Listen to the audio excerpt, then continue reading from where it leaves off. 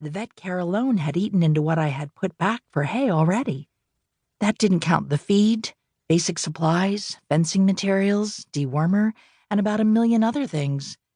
The old saying about how to make a small fortune in the horse business came to mind. The answer to that is to start with the large fortune. I had neither.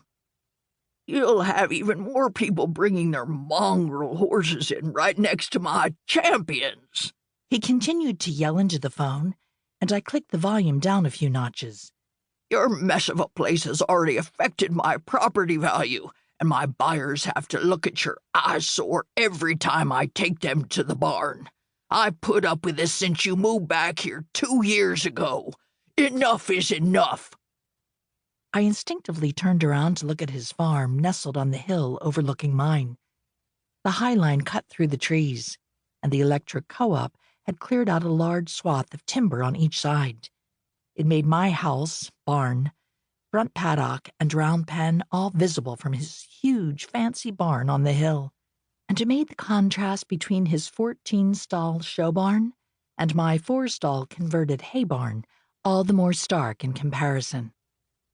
Cunningham Performance Horses was a sprawling horse breeding and training farm known for champion quarter horses.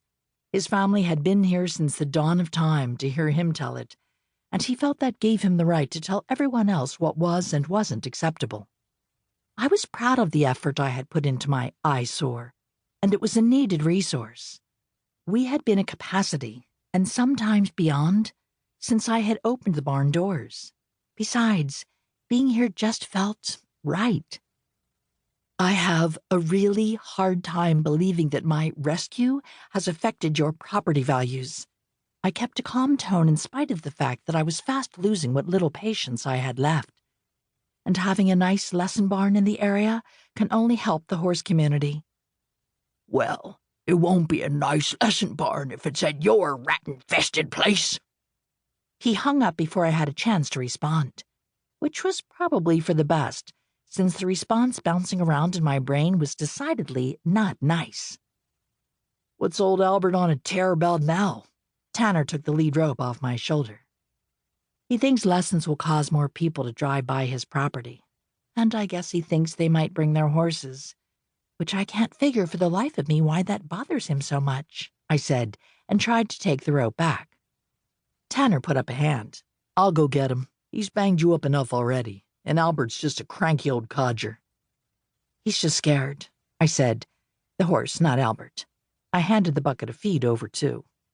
As much as I hated to admit it, I was thankful Tanner was going to trek through the woods and hills and retrieve the gelding. His youth and athleticism were a welcome contrast to my not youth and less than stellar endurance. I know, but he'll have more trouble dragging around 250 pounds of me than he will 125 pounds of you, he grinned. Bless him, I'm pretty sure my left leg weighs $125. Be careful, I said in my mom voice. He saluted me and headed out the back gate. I busied myself tending to the other horses, and of course our resident donkey, Biscuit. At present count, there were 9 horses, including the new one. All of them had come to me in varying degrees of need, some of them neglected, some of them outright abused, as was the case with the current bay gelding. I had no doubt that we would bring him around like we had the rest. Tanner, with his gentle giant manner, instilled a sense of quiet calm in everything he did, and Ashley, my other volunteer, was as gifted a trainer as I'd ever met. Both of them were in their early 20s, like my daughter, and I hoped they would stay with the rescue for many years to come. I tried to follow my then-husband, now ex-husband, to St. Louis, where his law practice had taken off.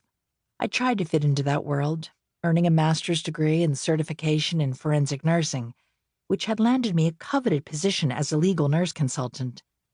But a square peg in a round hole can only fit for so long before it either falls out or its edges get rounded off. My edges never rounded off. The decision to leave everything I thought I'd wanted hadn't been an easy one. It took a huge push for me to take the leap. When Dad developed pneumonia and then sepsis, I took a leave of absence from work to take care of him. His weeks in the intensive care unit and then in the rehab unit afterward had left him too weak.